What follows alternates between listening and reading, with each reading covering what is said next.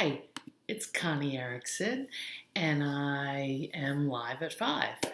And I got a lot of feedback last week when I talked about emotional affairs, and I guess apparently that hit home for a lot of people. So I'd like to expand a little bit on that today, and I want to talk more about into the hurt partner.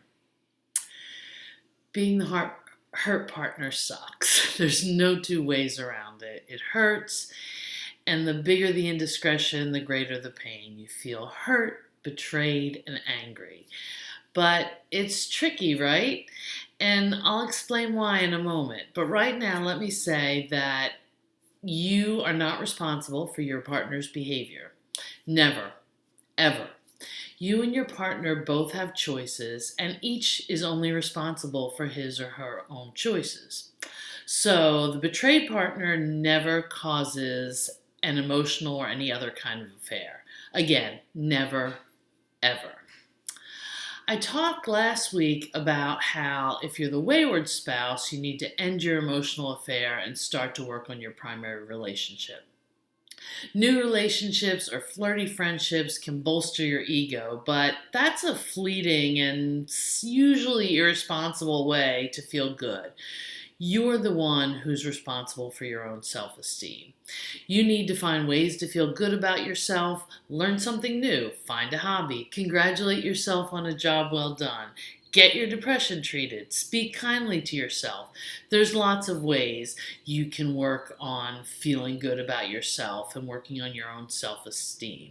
And the second thing, one of the second things I said, the second of many of the things I said, sorry, that you're absolutely responsible for speaking your mind within your relationship.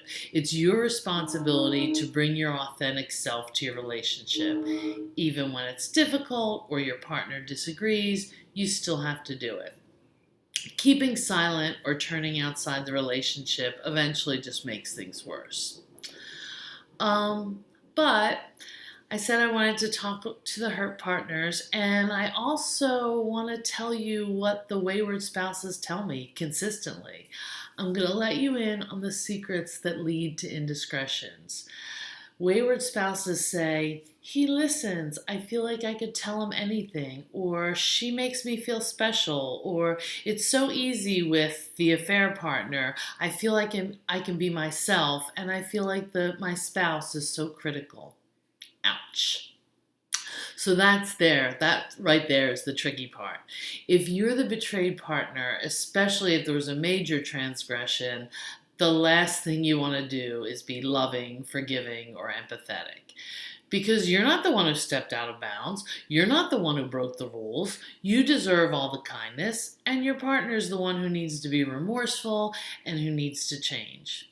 And I agree with that 100%, except that eventually that's just not effective. And at some point, usually both people need to change. You're not responsible for your partner's behavior, but you are responsible for your behavior in the relationship. And again, at some point, like I said, usually both people need to change, and that seems not fair at all. It feels like a giant double whammy. First, you get hit in the head and punched in the gut, and now I'm telling you, you have to learn to be more agile so you don't get hit again. Not very fair. Not at all. It's not. The whole situation's not fair. Either you both stay the same, which is a lose-lose, or you both have to change.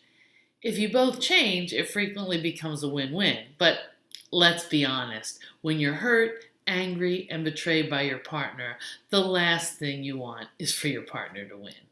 Because even if you get to win too, it still feels like a loss. But when you're ready, you really need to take a look at yourself too. It's not easy. You have to give up being 100% right, and who wants to do that? But I hope that you do it because the prize is worth it. The prize is having a way better relationship than you had before. So when you're ready, here's the two biggest things that wayward spouses complain about, the two biggest things that I think you need to look at and evaluate and possibly improve. So, the first, although you're not responsible for your partner's self esteem, you can honestly look at yourself and say, how critical am I? Do I appreciate the things that my partner brings to the table? Or am I always finding fault? And if you are critical, make a concerted effort to be less so. And when you do need to lodge a complaint, because you don't have to accept everything and be happy about everything, but when you do lodge a complaint, do it about the behavior, not the person. Tell your partner you're angry because you wanted him to do the dishes, but don't call him thoughtless and lazy. And the second thing is to be a good listener. Strive to understand your partner's point of view. Mathematician and psychologist Anatole Rappaport developed rules for a good discourse. And they're true when, like, nations are struggling to find peace. They're true in debate, and they're certainly true in relationships. So, one of these rules is that you should attempt to re express your opponent's position so clearly, so vividly, and fairly that your target says, "Thanks. I wish I'd thought of putting it that way." That's the kind of listener you should strive to be. You don't have to agree with your partner, but your partner needs to be able to feel like you understand it from his or her point of view. So that's it. That's the two things that are really important. Of course, there's a million other things that could help yours and every relationship, but those are the two things that I'd really like you to work on, and I think those will have the biggest impact on creating a win-win situation. So if you're the hurt partner, I'm sorry, I really am. It sucks. It's not fair, and you're definitely not responsible for your partner's indiscretions. But you are responsible for the self that you bring to the relationship. So when you're ready, take a look at yourself. Be gentle. It's not easy, but when and if you're willing to change, it's possible that you could have an amazing win win relationship on your hands. So think about it and good luck. I will see you next week with another Live at 5.